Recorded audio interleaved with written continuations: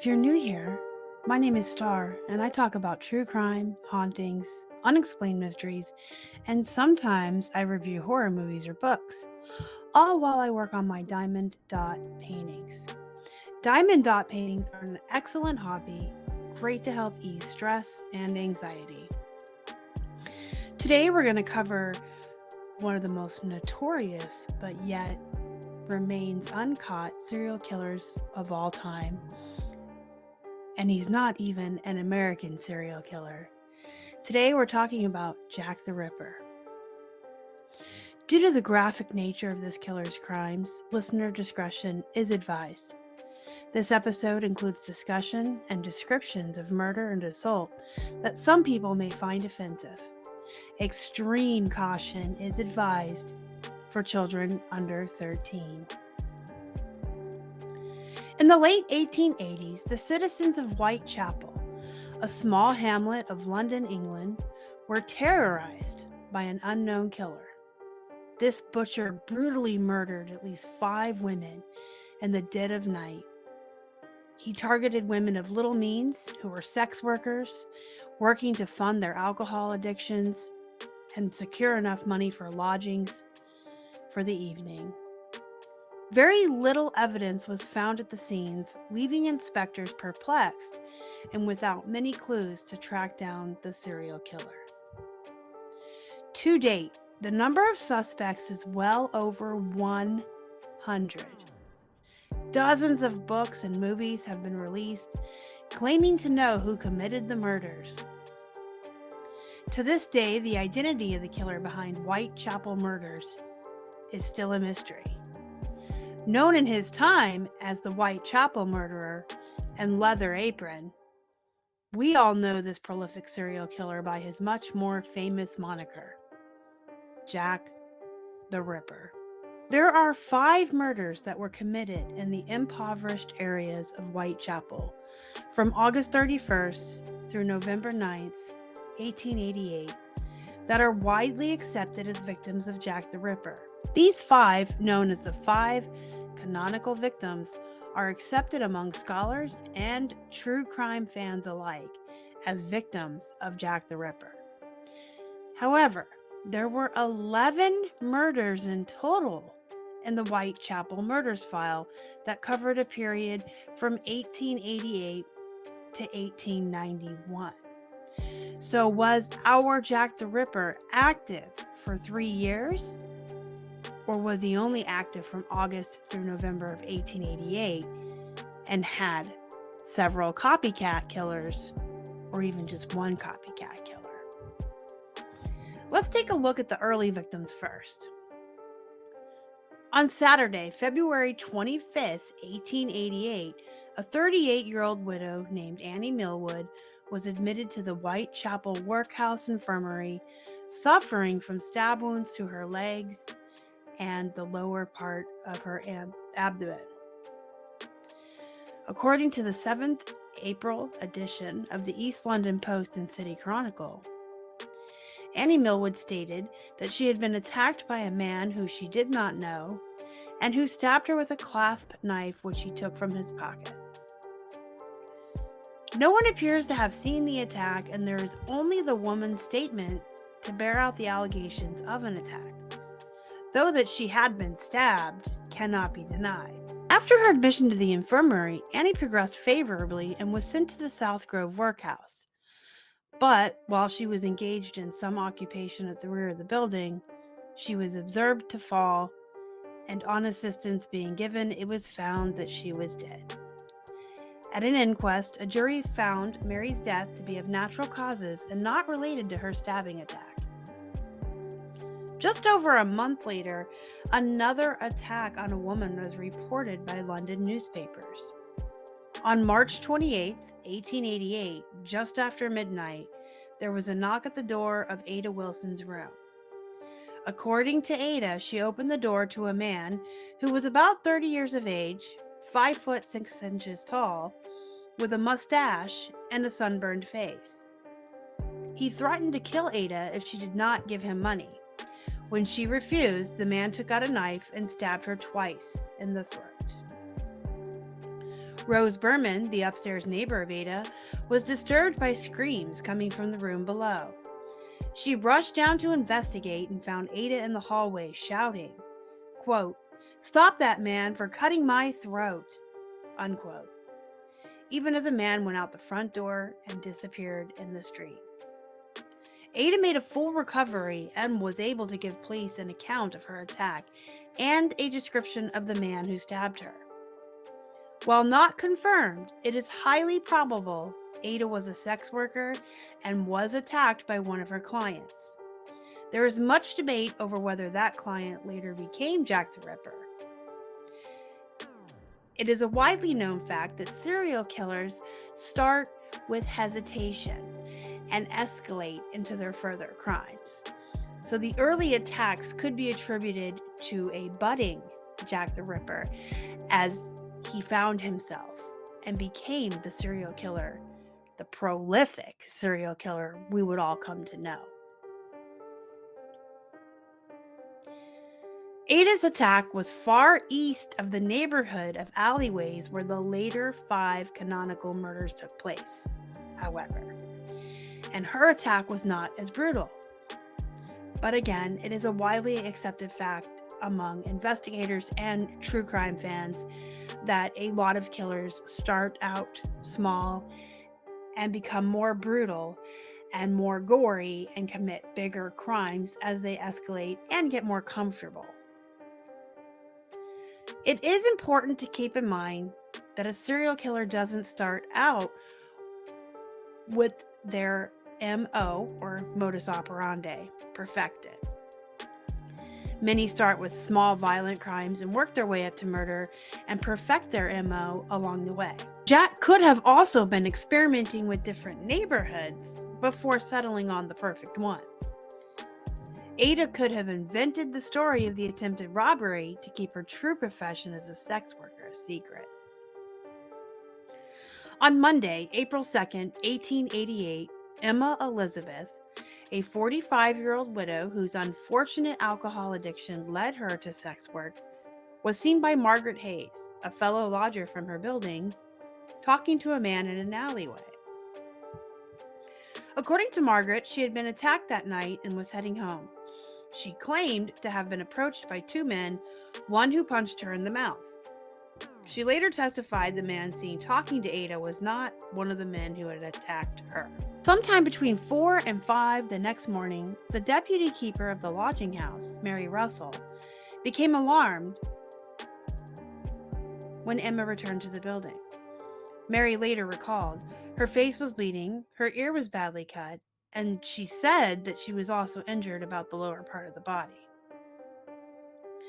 Emma told Mary that she had been shockingly maltreated by some men, quote unquote, who robbed her of all of her money. Emma was persuaded to walk to the nearby London hospital and made the 15-minute trek with fellow lodgers Margaret Hayes and Annie Lee.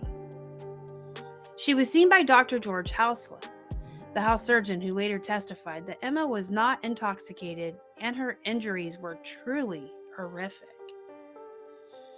A portion of her right ear was torn and other internal organs had been ruptured, which led him to believe that the injuries had been caused by some blunt instrument having been thrust into her with very great force. She was reluctant to give details to the physician about her attack, but remained adamant that she had not approached her attackers to solicit them for sex. Emma's injuries proved to be fatal as peritonitis set in and she fell into a coma. She died the next morning at 9 a.m. Peritonitis is inflammation of the peritoneum, the thin layer of tissue covering the inside of your abdomen and most of its organs. When a rupture causes peritonitis, fluid fills the abdominal cavity in the bowel, resulting in loss of fluid from the rest of the body. On August 6, 1888, Martha Tabram, also known as Martha Turner, a local sex worker in her 30s, was on Whitechapel Road with fellow sex worker Mary Ann Connolly. Sometime between 11:30 and 11:45 p.m., the women split off with prospective clients. Martha led her client into George Yard. According to the East London Advertiser, George Yard was, quote, one of the most dangerous streets in the locality, unquote.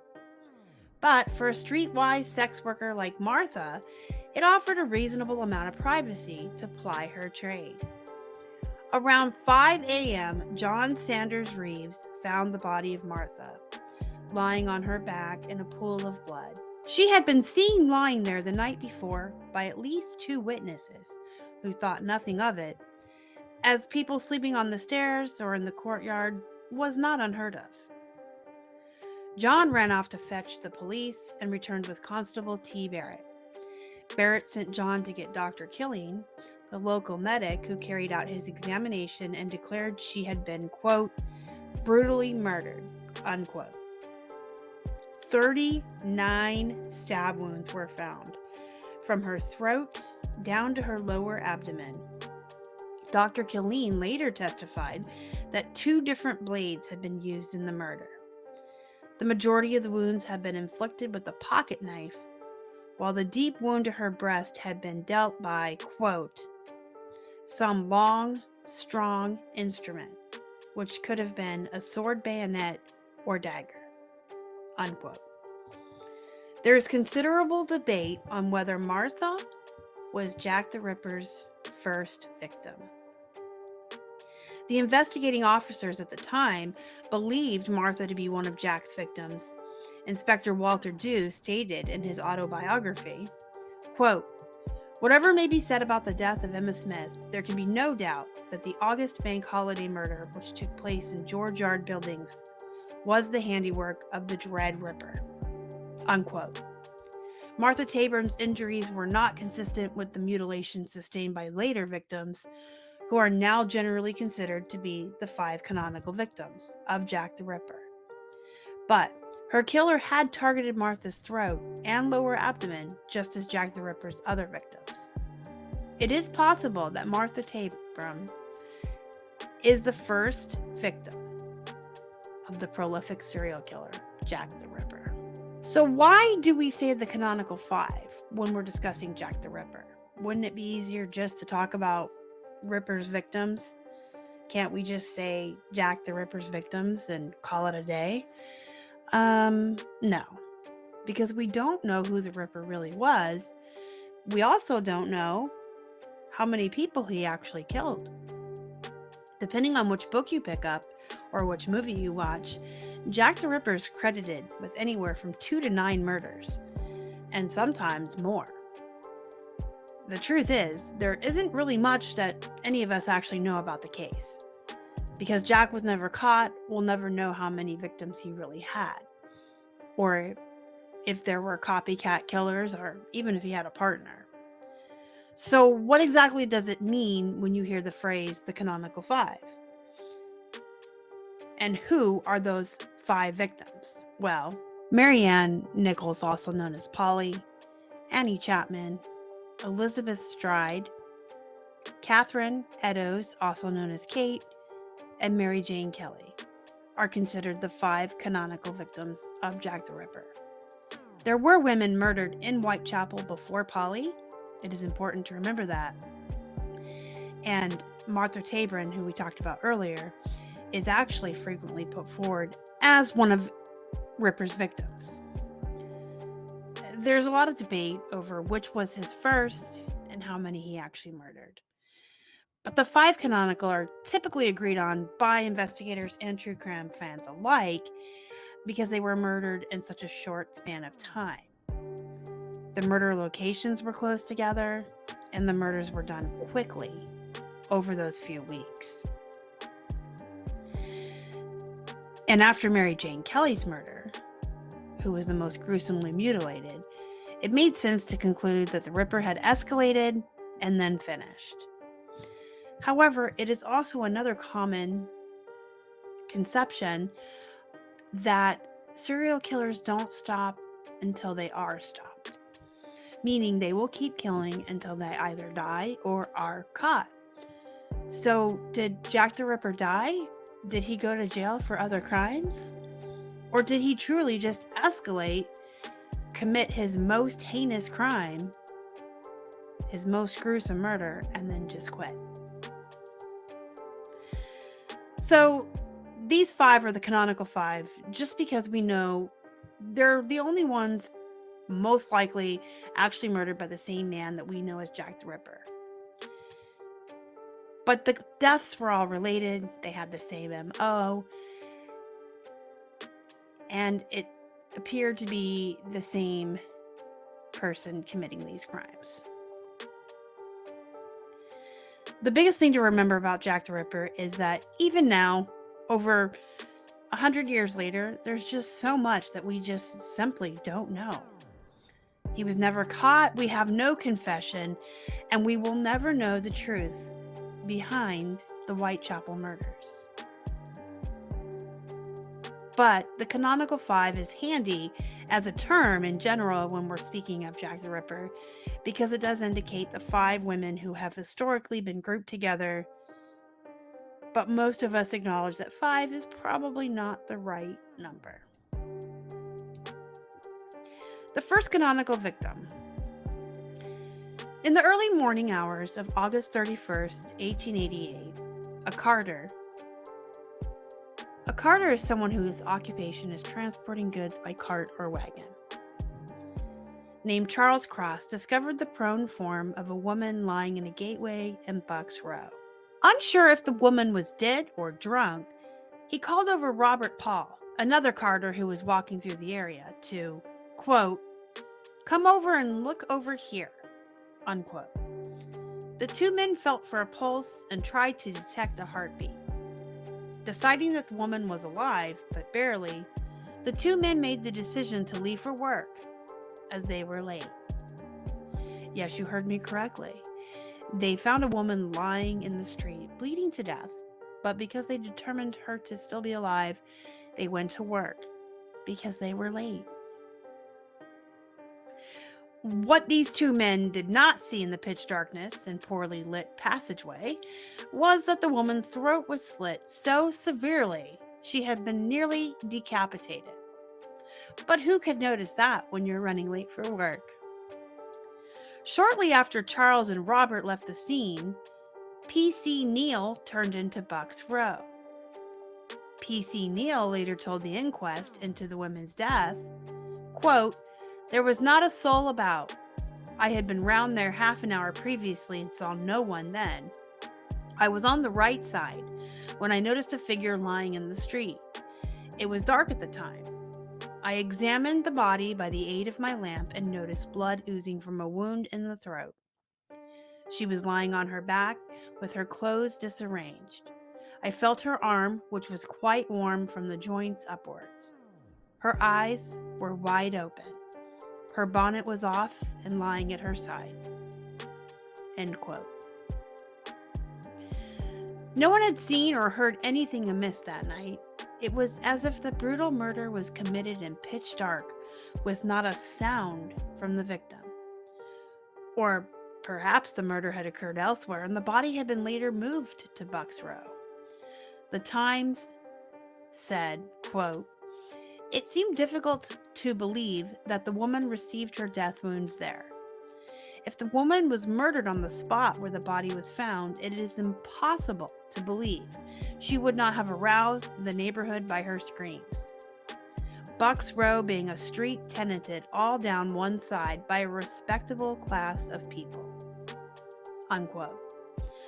But according to the coroner at the inquest, quote, "The condition of the body appeared to prove conclusively that the deceased killer was on the exact spot in which she was found. There was not a trace of blood anywhere except at the spot where her neck was lying, this circumstance being sufficient to justify the assumption that the injuries to the throat were committed when the woman was on the ground, whilst the state of her clothing and the absence of any blood about her legs suggested that the abdominal injuries were inflicted while she was still in the same position." End quote. The victim was confirmed to be Mary Nichols, also known as Polly, a 43-year-old sex worker. She was last seen alive by her friend Emily Holland at a grocer's shop at 2:30 a.m. In the next hour, Mary would meet her murderer and go with him to Buck's Row. It is speculated that he strangled Mary first and then began his attack with the knife, which would explain why no one heard a thing, in spite of the fact that several people were in the vicinity at the time of Polly's murder. On September 8, 1888, just before 6 a.m., John Davis, an elderly resident of 29 Hanbury Street, came upon a horrifying discovery in the backyard behind the building. Minutes later, he stumbled out into the street calling to two workmen, James Kent and Henry Holland, to, quote, "come here," end quote. The men followed Davis through the passageway into the backyard, where they saw the mutilated body of Annie Chapman. She was lying between the steps and wooden fence, her head turned towards the house. Her red and white striped stockings were exposed. A handkerchief was tied around her throat. It would be reported that the murderer had tied the handkerchief around her neck to stop the head from rolling away. But this was mere rumor and gossip. Annie had been wearing the handkerchief when her throat was cut by the murderer. Her hands were near her throat, palms out, as if she had been fighting off her attacker when she died. The three men took off in separate directions to look for police. However, James Kent abandoned the search to go for a brandy to settle his nerves. And yes, we're seeing a pattern here of men who abandon the search for police or for help for dead women they find in the streets in late 1800s London.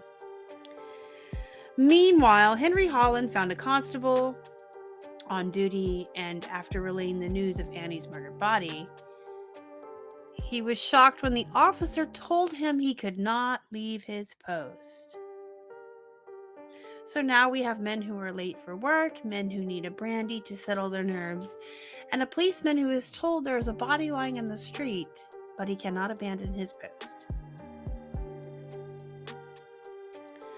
Later, Holland would make an official complaint to the police station, only to be told the officer he had gone to about the murder had been correct to follow procedure and not leave his post. The third man, John Davis, went straight to the Commercial Street police station and burst inside, demanding to see a senior officer. Inspector Chandler made his way to number 29 Hanbury Street, having to force his way through a crowd of spectators already gathered. He ordered everyone to clear the area and sent for reinforcements to do crowd control. Inspector Chandler also sent an officer to get Dr. George Bagster Phillips, the divisional police surgeon.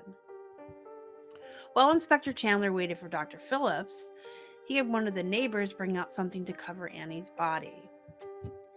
Dr. Phillips arrived at 6:30 a.m. The crowd outside the house was several hundred strong. Dr. Phillips knew immediately that Annie was beyond help and said so at his inquest. Quote, "The left arm was placed across the left breast. The legs were drawn up, the feet resting on the ground, and the knees turned outwards. The face was swollen and turned on the right side. The tongue protruded between the front teeth, but not beyond the lips. The tongue was evidently much swollen. The front teeth were perfect as far as the first molar, top and bottom, and very fine teeth they were. The body was terribly mutilated. The stiffness of the limbs were not marked, but was evidently commencing. The throat was dissevered deeply. The incisions through the skin were jagged and reached right around the neck. On the wooden paling between the yard in question and the next, smears of blood corresponding to where the head of the deceased lay were to be seen. These were about 14 inches from the ground and immediately above the part where the blood from the neck lay." End quote. Later that day, the postmortem would reveal that the killer had deftly cut out Annie Chapman's womb and taken off with it. Annie Chapman had last been seen alive around 1:35 a.m. leaving a lodging house with the intention of earning enough money to pay for a bed for the night. She was spotted once more before her body was found by Elizabeth Long, who testified that she had seen Annie talking with a man just beyond the backyard of 29 Hanbury Street. Elizabeth Long described this man as, quote, being over 40 years old, slightly taller than Chapman, with dark hair and a foreign, shabby, genteel appearance. He was wearing a brown, long-crowned felt hat and possibly a dark coat, unquote. According to Long, the man had asked Chapman the question, "Will you?" To which Chapman replied, "Yes." Elizabeth Long was certain that the woman she saw was Annie and was confident of the time, as she recalled hearing a clock strike the half hour.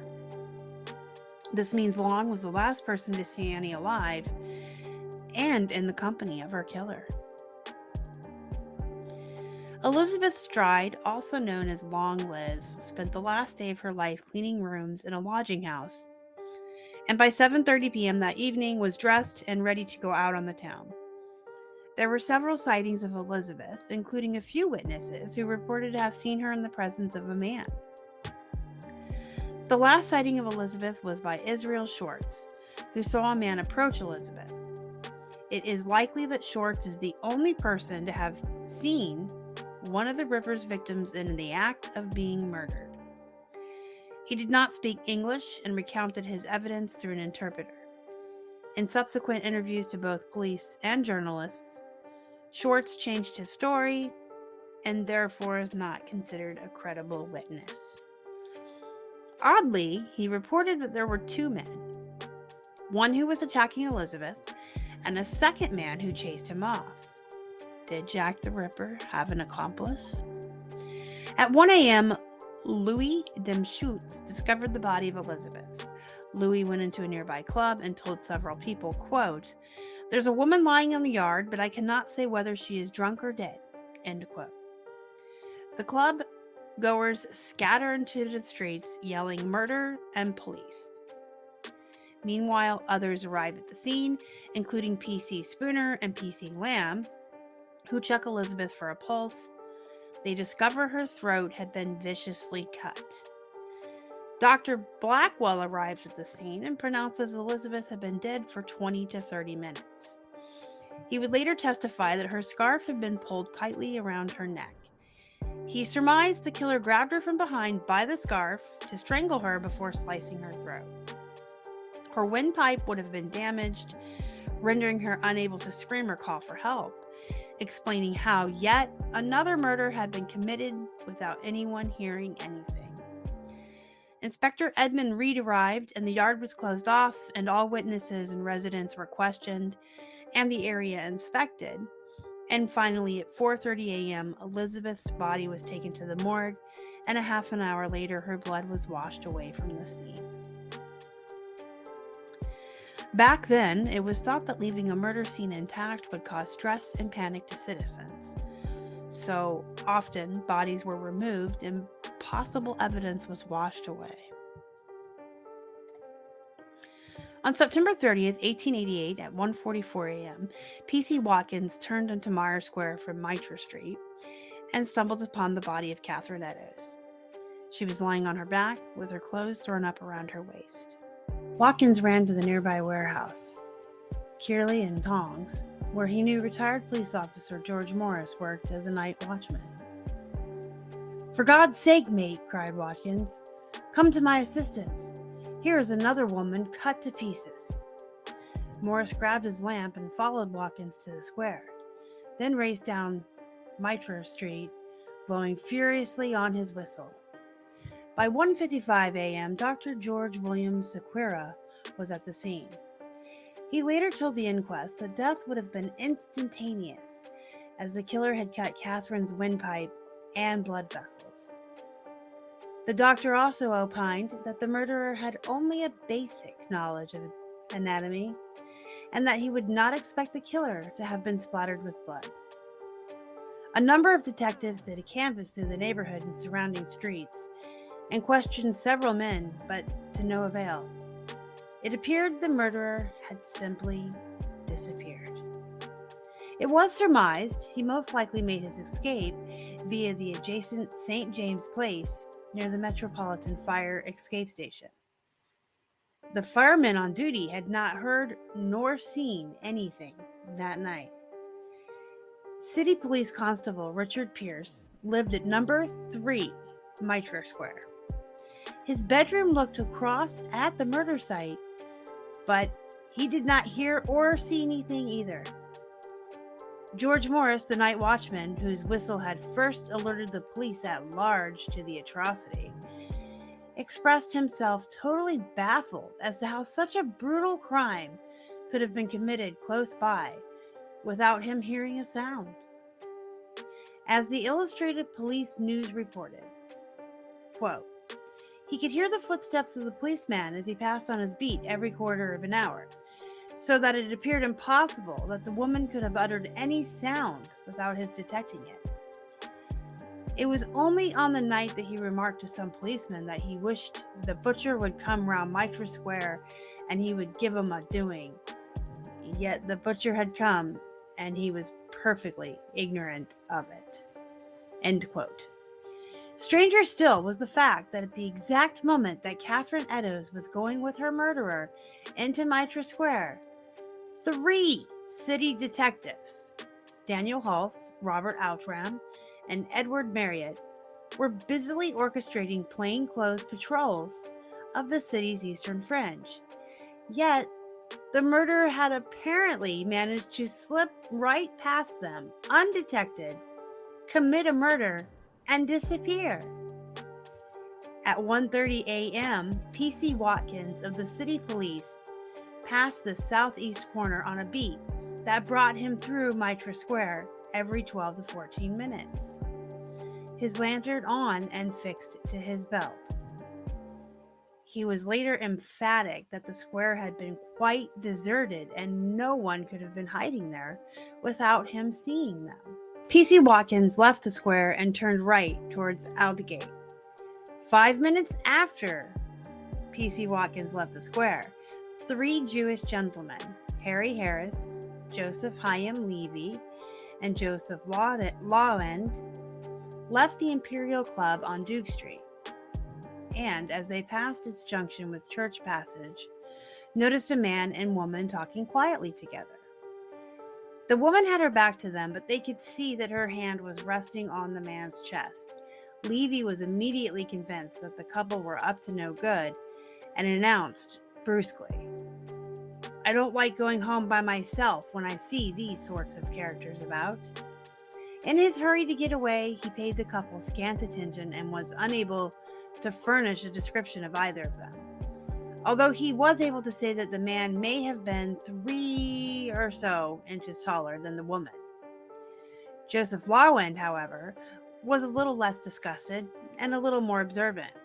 Although he hadn't seen the woman's face, he was almost certain that her clothing was that same clothing that was worn by Catherine Eddowes when he was later shown at the clothing at the police station. Although the street lighting wasn't particularly good, he did catch a brief glimpse of the man's face and was able to provide police with a description. He had the appearance of a sailor and was aged about 30. He was around 5 feet 9 inches tall, medium build. He had a fair complexion and a small, neat mustache. He sported a reddish neckerchief, which was tied in a knot. He wore a pepper and salt collared loose-fitting jacket and had on a gray cloth cap. However, it should be noted that Lawend obtained only a quick glimpse of the man as he passed by, and since the couple were doing nothing particularly suspicious, he later maintained that he would not be able to recognize or identify the man were he to see him again.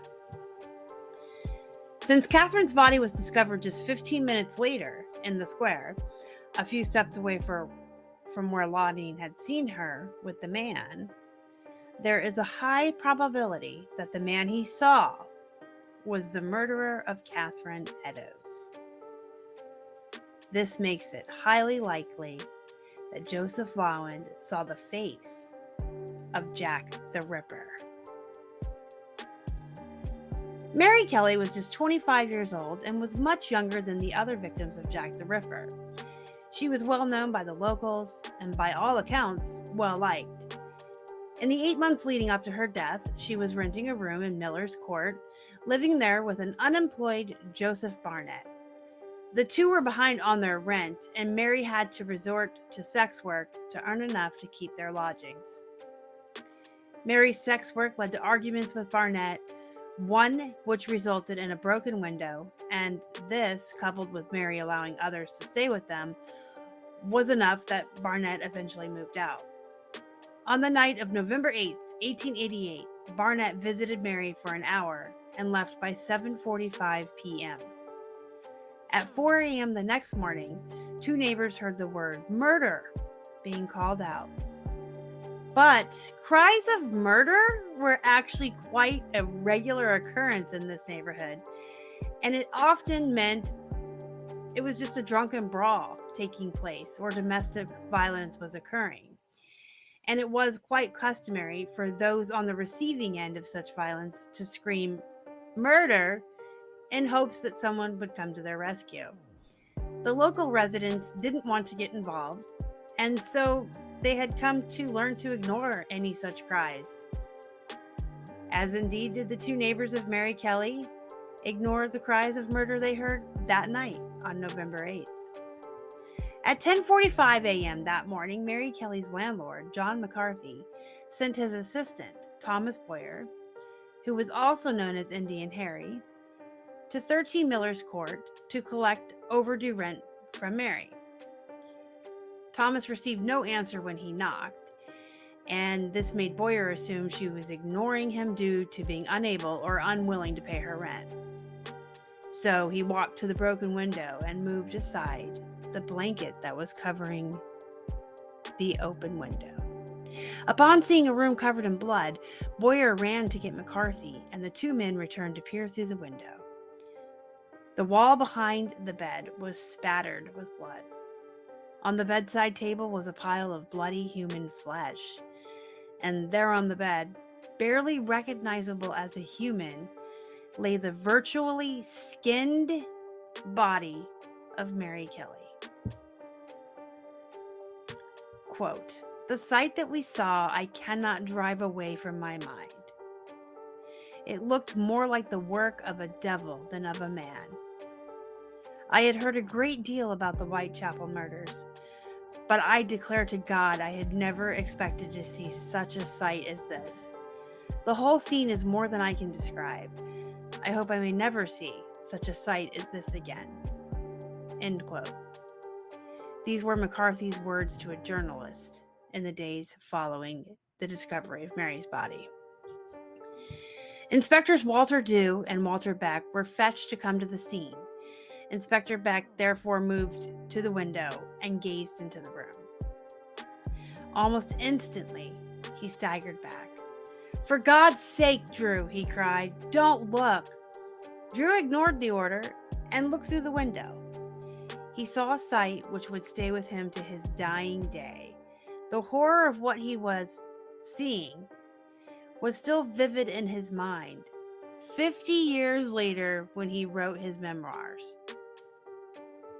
Quote, "As my thoughts go back to Miller's Court and what happened there, the old nausea, indignation, and horror overwhelm me still. My mental picture of it remains as shockingly clear as though it were but yesterday. No savage could have been more barbaric. No wild animal could have done anything so horrifying." End quote. Mary Kelly's body lay on the bed, her head turned towards the window. Her face had been mutilated beyond recognition, and one feature in particular struck Inspector Drew. Quote, "The poor woman's eyes, they were wide open and seemed to be staring straight at me with a look of terror." End quote. Indeed, so thorough were the mutilations to Mary Kelly's face that her lover Joseph Barnett was later only able to identify her by her ears and her eyes. Later, Dr. Thomas detailed Mary's injuries in his post-mortem report. Quote, The body was lying naked in the middle of the bed, the shoulders flat, but the axis of the body inclined to the left side of the bed. The head was turned on the left cheek. The left arm was close to the body with the forearm flexed at a right angle and lying across the abdomen.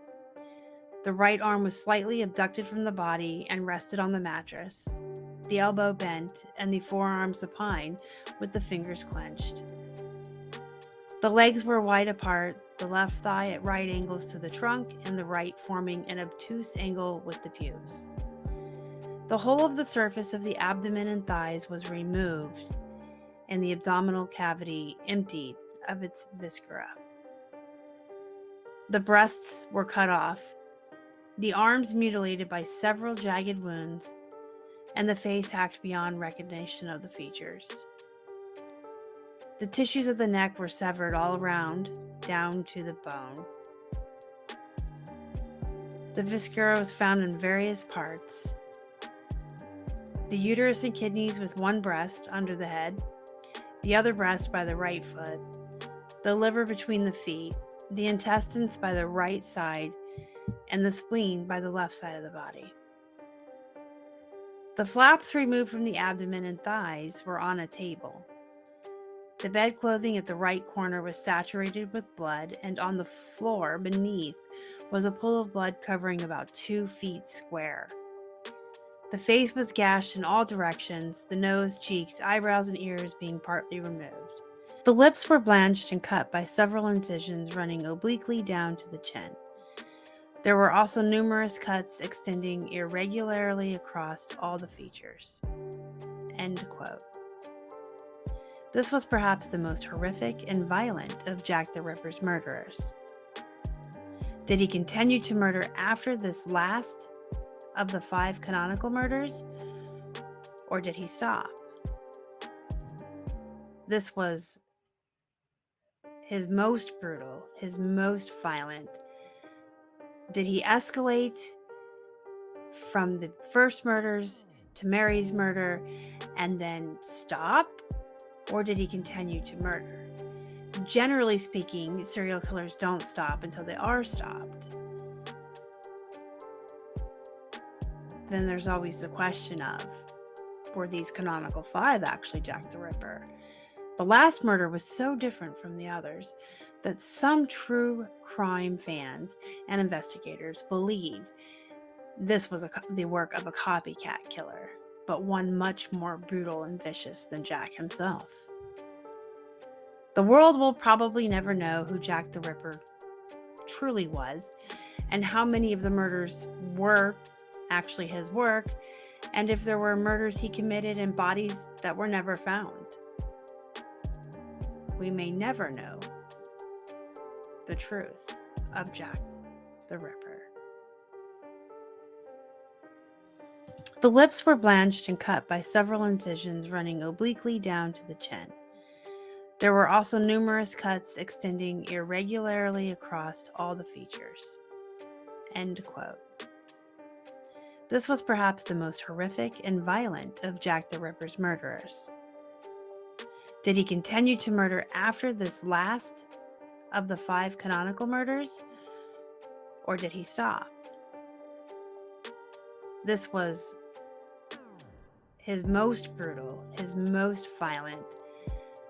Did he escalate from the first murders to Mary's murder and then stop? Or did he continue to murder? Generally speaking, serial killers don't stop until they are stopped. Then there's always the question of, were these canonical 5 actually Jack the Ripper? The last murder was so different from the others that some true crime fans and investigators believe this was the work of a copycat killer, but one much more brutal and vicious than Jack himself. The world will probably never know who Jack the Ripper truly was, and how many of the murders were actually his work, and if there were murders he committed and bodies that were never found. We may never know the truth of Jack the Ripper. Thank you for listening to Dots and Murder. Don't forget to subscribe and hit the thumbs up. You can find us on Instagram and Facebook to get up-to-date news on new videos and other fun true crime posts.